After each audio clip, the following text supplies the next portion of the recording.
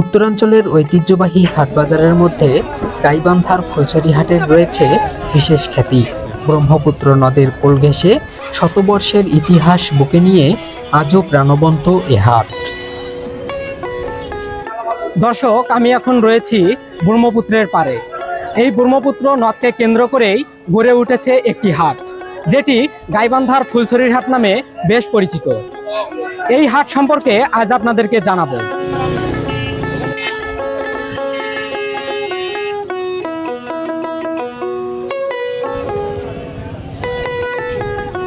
লোককথায় শোনা যায়, নদীপথে নৌকার কাফেলাভিত এই জায়গায় ধীরে ধীরে গড়ে ওঠে লেনদেনের কেন্দ্র ফুলছড়ি হাট।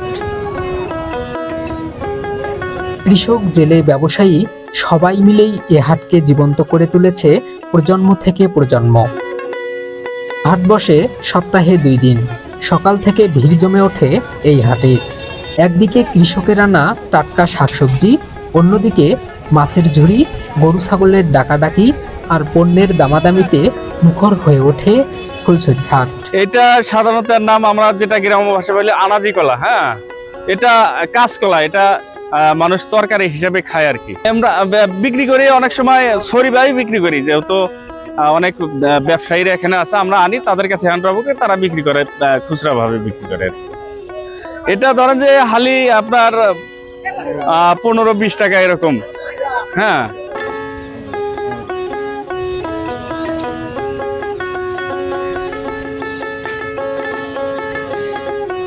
লোট্টা মাছ 100 গ্রাম আপনার হলো 80 টাকা। চান্দা মাছ 100 গ্রাম হলো আপনার হলো 70 টাকা। ইসলা মাছ 100 গ্রাম 40 টাকা। ফেসা মাছ হলো 100 গ্রাম আপনার হলো 80 টাকা। আবার এই চালাটা হলো 100 গ্রাম 70 টাকা। এই চালাটা হলো 70 টাকা। এই চালাটাও 70 টাকা। এটা আবার 100 গ্রাম 80 টাকা। এইটা 100 গ্রাম 60 টাকা। এইটা 100 গ্রাম 90 টাকা। এই চালাটা 100 গ্রাম 90 টাকা। এই কাসকিটা হলো 100 গ্রাম হলো 50 টাকা। এই চালাটা হলো আপনার 100 গ্রাম 90 টাকা। ওই চকলেট হলো আপনি 100 গ্রাম হলো 50 টাকা। তার ওই পাশে চকলেটগুলো হলো দুইটা হলো 45 টাকা সব।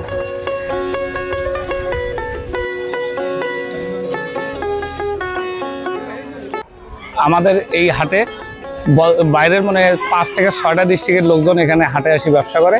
বিশেষ করে চরের লোকজন ভুট্টা, মরিচ, ধান, পাট, পেঁয়াজ এবং নিত্য প্রয়োজনীয় কৃষিপণ্য যেগুলো আছে সেগুলো তারা এই হাটে কাঁধে করে নিয়ে আসি বিক্রি করে।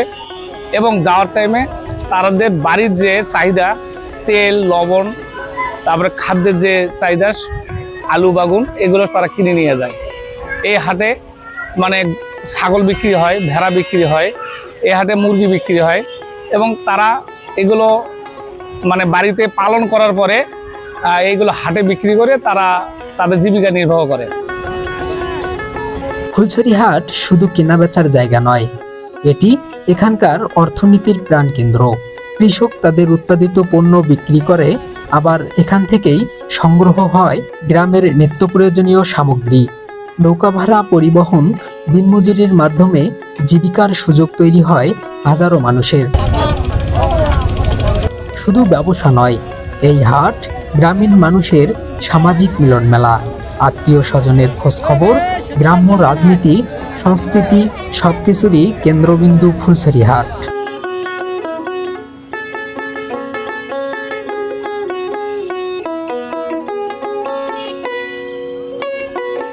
জায়গা না থাকার কারণে, হাটের নিজস্ব জায়গা না থাকার কারণে রাস্তার উপর এই হাটগুলো বসে, যার কারণে ক্রেতা বিক্রেতাদের হয়রানির শিকার হতে হয়। এবং বাইরে থেকে যারা ব্যাপারী আসে, মহাজনেরা আসে, মাল কিনতে আসে, তারা সঠিক টাইমে দেখা যাচ্ছে যে তাদের ট্রাক ঢুকাতে পারে না, বিকেল ছাড়া ট্রাক ঢুকাতে পারে না। যার কারণে আবহাওয়া খারাপ থাকলে দেখা যাচ্ছে সে মালগুলো থোয়ারও কোনো ব্যবস্থা নেই, যে এমন কোনো হাটসেট আছে যে এখানে থুবে। আর যার কারণে মালগুলো অনেক সময় পাট, মরিচ, ভুট্টা, এই মালগুলো দেখা যাচ্ছে যে বৃষ্টিতে ভিজে যায়। এটাই হলো বড় সমস্যা, হাটের জায়গা নেই এবং রাস্তা কম। এই হাটটা এবার 1,30,00,000 টাকার দাগ হয়েছে। প্রতি বছরে এই ফুলছড়ি উপজেলার মধ্যে সবচেয়ে বড় হাট এটা, এবং এই হাটের বয়স প্রায় 30 থেকে 35 বছর যাবত এই হাটটা এই ফুলছড়িতে লাগে। শনিবার এবং মঙ্গলবার এখানে হাট বসে। এখানে সিরাজগঞ্জ, জামালপুর, কুড়িগ্রাম, গাইবান্ধা এবং বগুড়ার কিছু অংশ থেকে এখানে লোকজন আসে মানে মাল কিনে নিয়ে যায় এবং বিক্রি করে যায়।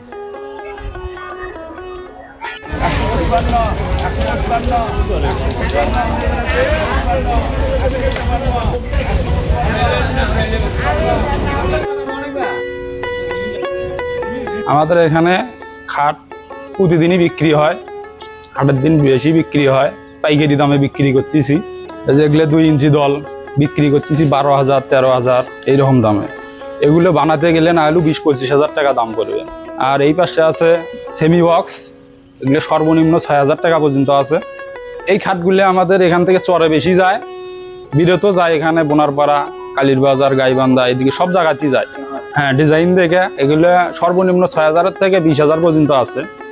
ব্রহ্মপুত্রের ভাঙ্গন ও যোগাযোগ সমস্যায় আজও অনেক চ্যালেঞ্জের মুখে এ হাট। আধুনিক বাজার ব্যবস্থার প্রভাবে ঐতিহ্য হারানোর শঙ্কাও রয়েছে। তবুও মানুষ আজও টিকিয়ে রেখেছে প্রিয় এ বাজারকে। বেলা বাড়ার সাথে সাথে এখানে বাড়ছে ক্রেতাদের এবং বিক্রেতাদের ভিড়। তারা বলছেন 10টার পরে মূলত জমে ওঠে এই হাট। বর্ষাকালে এই হাটের সমস্যাটা হলো যখন পানি হয় তখন লোকজনদেরকে বাড়ি বাড়ি থেকে নৌকা করে নিয়ে আসে এখানে এলোমেলোভাবে মানে নৌকার ঘাট তখন থাকে না, যে কোনো জায়গাতে নামানো হয়। আর যে কারণে তারা যে তাদের যে নিত্য প্রয়োজনীয় যে জিনিসগুলো সঠিকভাবে নিয়ে আসতে পারে না। আর শুকনো টাইমে যেটা সমস্যা হয় সেই সমস্যাটা হলো যে অনেক পথ তাদের হাটে আসতে হয়, ওখানে কোনো যানবাহনের ব্যবস্থা নেই। শুধু এখন এই যে 4-5 বছর হলো দেখা যাচ্ছে ঘোড়ার গাড়ি, কিন্তু ঘোড়ার গাড়ি অ্যাভেলেবল না থাকার কারণে এবং ঘোড়ার গাড়ি থাকলেও রাস্তা না থাকার কারণে এই মালগুলো দেখা যায় ঘোড়ার গাড়িতে নিয়ে আসতে পারতেছে না। এখন একজন কৃষক মাল উৎপাদন করতেছে, সেই মালটাকে ঘাড়ে করেই হাটে নিয়ে আসা লাগতেছে। হয়তো তার মাল নিয়ে আসা লাগবে 5 মণ, সে দেখা যাচ্ছে লেবার সহকারে 2 মণ মাল নিয়ে আসতে পারতেছে। এই সমস্যাগুলো মানে দূরের জন্য যদি চরাঞ্চলের রাস্তাঘাটগুলো যদি ভালো হয় তাহলে যানবাহন বাড়বে, ঘোড়ার গাড়ি বাড়বে, তাহলে লোকজনগুলো সুন্দরভাবে এই হাটে মাল নিয়ে এসে বিক্রি করে তাদের স্বাচ্ছন্দ্যবোধভাবে যেতে পারবে।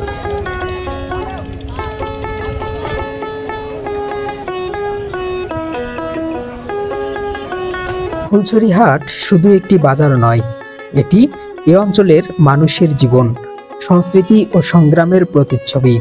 প্রজন্ম থেকে প্রজন্ম এ হাট বাঁচিয়ে রাখবে স্মৃতি আর ঐতিহ্যের সাক্ষী হয়ে।